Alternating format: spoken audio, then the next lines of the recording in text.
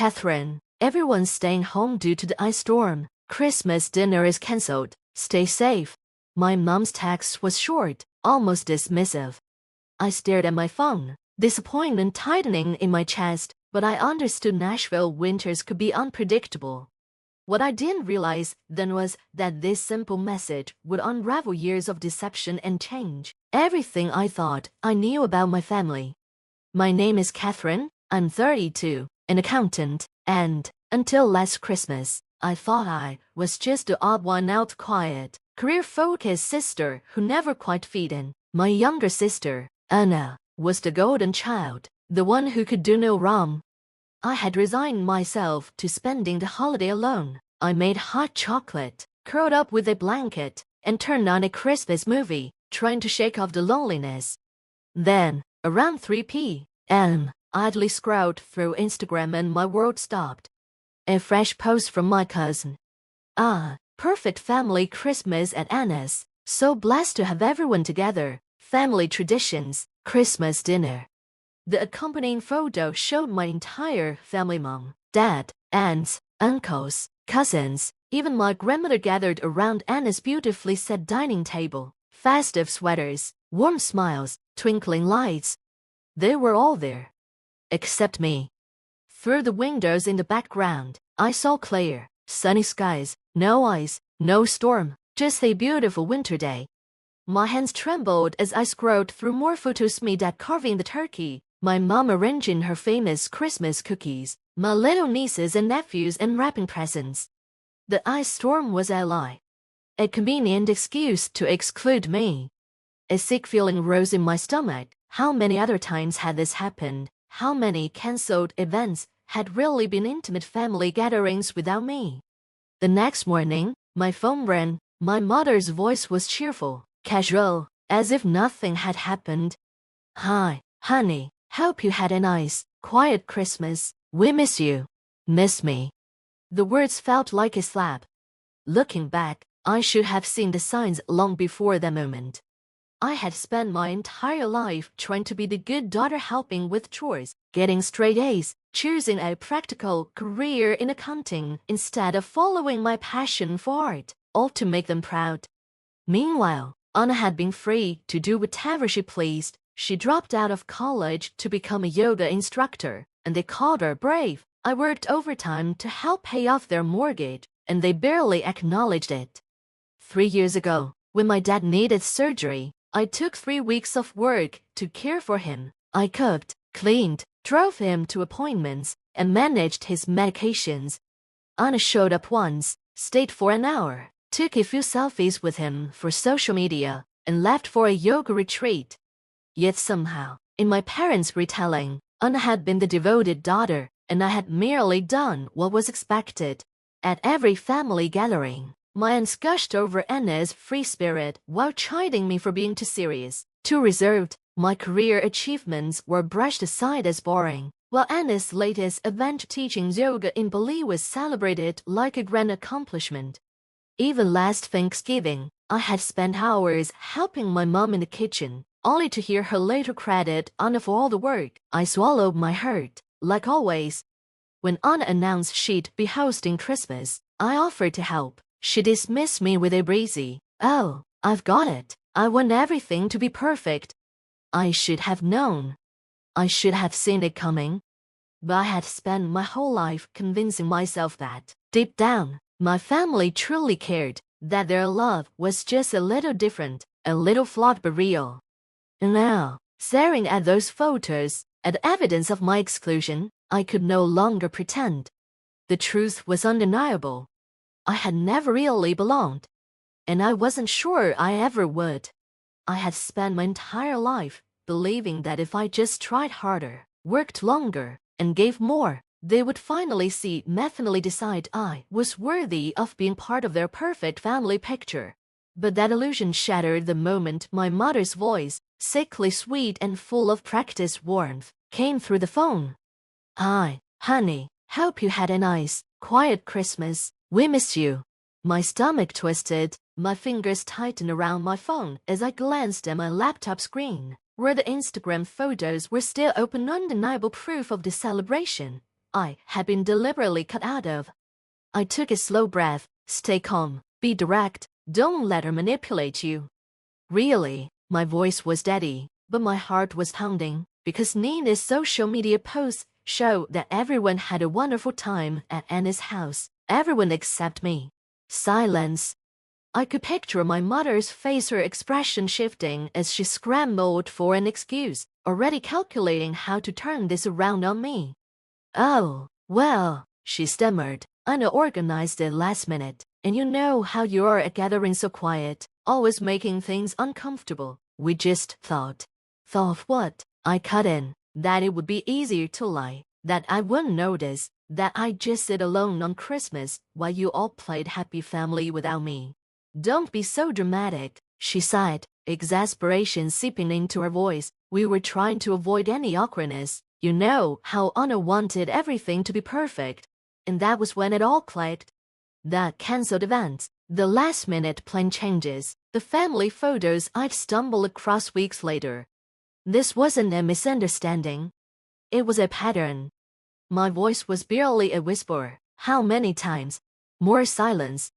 Then, Catherine, you're being oversensitive. This is exactly what? I snapped. Exactly why you exclude me. Why you pretend I don't exist unless you need something. Why Anna gets to be the perfect daughter, while I'm treated like an afterthought. That's not fair. My mother shot back. We love you both equally. It's just unpleasant effort to be part of the family. You're always so busy with work. I let out a bitter laugh. Busy? You mean busy paying off your mortgage? Busy taking care of Dad after his surgery, while Anna popped in for an hour to take selfies? That kind of busy. Her voice turned sharp. If you're going to act like this, maybe we need some space. Call me when you're ready to be reasonable. And then click. She hung up. I stared at my phone, my mind reeling as 32 years of memories rearranged themselves into a truth I could no longer deny. Every excuse, every dismissal, every misunderstanding. It had never been an accident. They had never truly seen me as part of their family. I wasn't the problem. I never had been. That email, something inside me snapped. I was done playing the dutiful daughter, done being the family doormat. I opened my laptop and started typing an email I would send to everyone, my parents, my sister, aunts, uncles, cousins, every single person who had been at that Christmas dinner. I've seen the photos from Christmas dinner. The dinner I was told was cancelled due to an imaginary ice storm. I want you all to know exactly what you've done. You didn't just exclude me from my family gathering. You coordinated an elaborate lie to ensure I spent Christmas alone. I attached screenshots of my mother's stay home. Everyone's doing the same, texts and vibrant photos from their celebration. Send.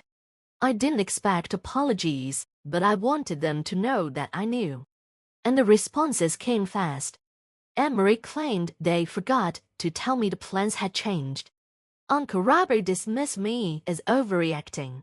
My cousin Nina, whose social media posts had exposed a lie, quickly deleted the Christmas photos and messaged me that I was causing unnecessary drama. And then there was Anna. Her email was long and patronizing. You never make an effort at family events. We just wanted a stress-free Christmas. Honestly, excluding you was for your own good. You obviously don't even enjoy family gatherings. But it was my parents' reaction that truly sealed everything for me. Instead of remorse, they retaliated. My mother started calling family friends, painting me as unstable. My father sent a stern email lecturing me about family privacy and how I was the one damaging relationships. And then Anna's text came. Mom's crying, everyone's upset, and it's all because you couldn't just accept that maybe you're the problem. This is exactly why we didn't want you at Christmas. I felt like I was living in an alternate reality. They had lied, excluded me, and now I was the villain for exposing it. The more I stood my ground, the more they twisted the narrative. And when I refused to back down or apologize, they escalated. My mother started showing up in the workplace, tossing scenes in lobby. On the first page, passive-aggressive updates about carrying out toxic behavior for the sake of inner peace. My father threatened to disinherit me if I didn't get my act together. But instead of scaring me into submission, their behavior confirmed something I should have realized long ago. This wasn't a loving family struggling with misunderstandings. This was a toxic system trying to control someone who had finally stopped playing by the rules. And I was done. The truth, a week later, I received a message from Rachel, an old family friend who had once managed my parents' finances before retiring. Catherine, I've been seeing what's happening on social media. There is something you need to know. Can we meet? Curious, I agreed. We met at a quiet cafe downtown. Rachel looked nervous, her fingers drumming against the manila envelope she had brought with her. I've been carrying this guilt for years, she said, sliding the envelope across the table. Your father swore me to secrecy, but after seeing how they're treating you, I can't keep quiet anymore. I opened the envelope. Inside were bank statements and legal documents dating back 15 years. As I skinned the pages, my hands began to tremble. According to these records, my grandfather had left a significant inheritance. Nearly $300,000. Money specifically meant for me. Money I had never known about. Rachel's voice was quiet. Your father was the trustee. And in that moment, I knew this was only the beginning. They had stolen from me. Lied to me. And for the first time in my life, I wasn't going to let them get away with it. The betrayal. He was supposed to give you access when you turned 25. Rachel's voice was quiet but steady. Instead, he transferred everything to Anna's accounts, using it to fund her lifestyle and her failed business ventures. The words landed into me like a physical blow. All those years of working overtime to pay for my accounting degree, the student loans I was still paying off, the times I had helped them with their mortgage. They had been saving all my inheritance the entire time, spending it on Anna. Rachel hesitated, then pushed forward. There's more. I forced myself to meet her eyes.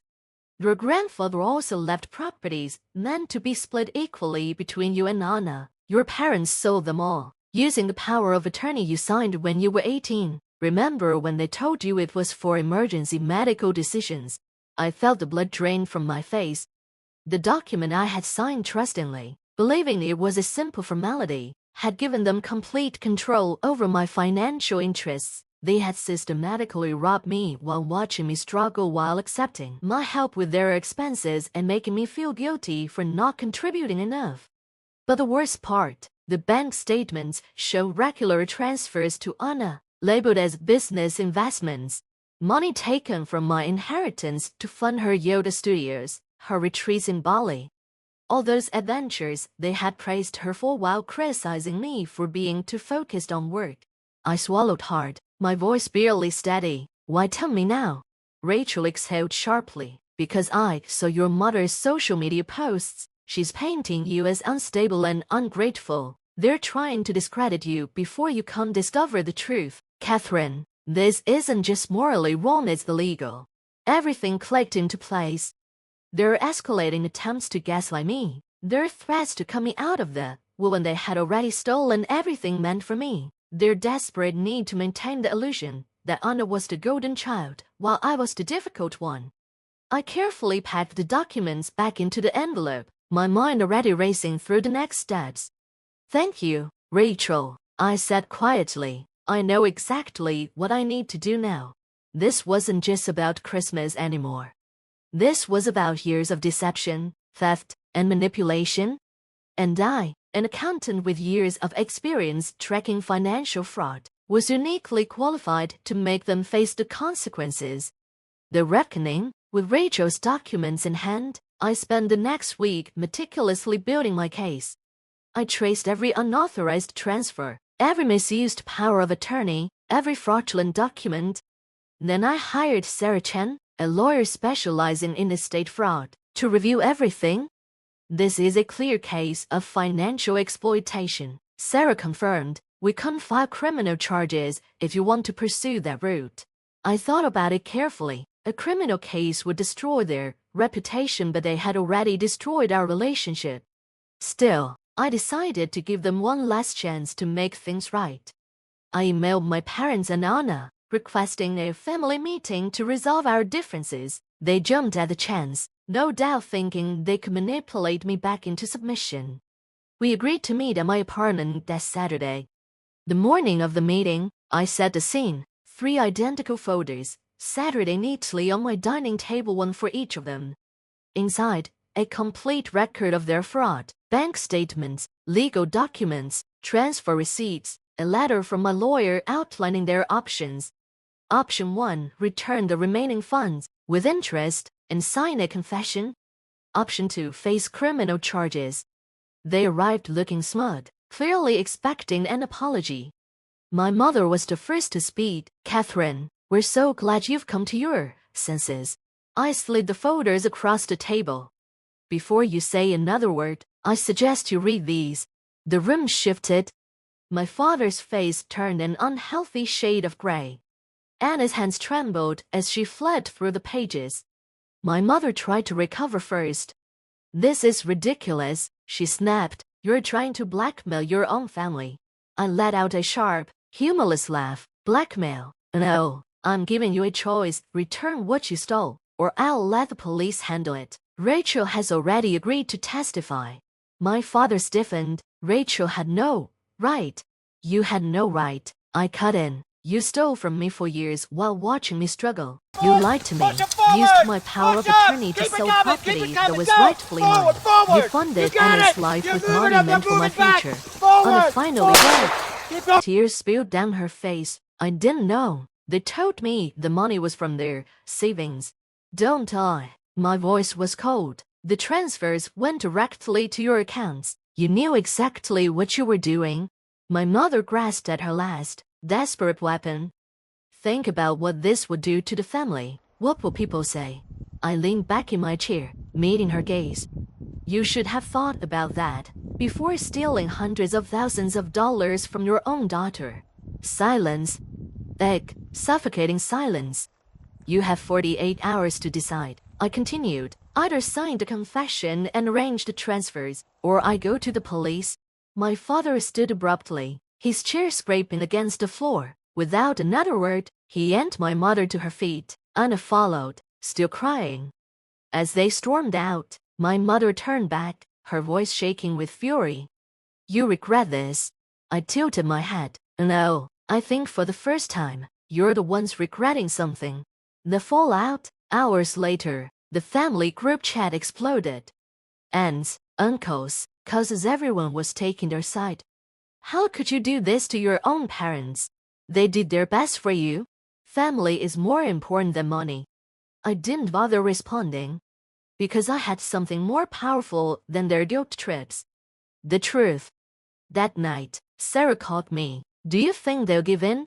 I glanced at my phone, where unread messages continued to flood in. "They've spent years convincing themselves they're untouchable," I said. "Something tells me they're not going to make the right choice." I poured myself a glass of wine, exhaling deeply. But for the first time in my life, that's not my problem anymore. The final gift, I was ready for whatever came next. After all, they had already given me the greatest gift, freedom from their manipulation.